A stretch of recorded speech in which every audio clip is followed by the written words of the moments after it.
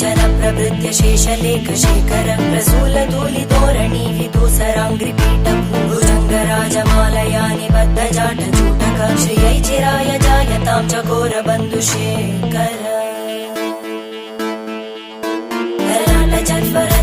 धनञ्जय स्फुलिङ्गभाविवीत पञ्चसायकं नमन्निलिम्पनायकं सुधामयूखलेखया विराजमान शेखरं महागपालि सम्पदे शिरोजटालमस्तु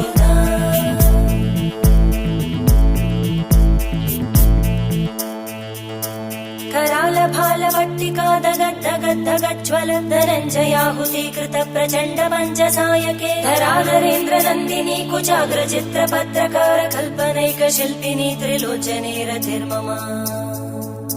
नवीनमेघमण्डली निरुद्ध दुर्धरस्फुरत् कुहूनिशीतिनी तमप्रबन्धबद्ध कन्दर निलिम्ब निर्झरीधरस्तनु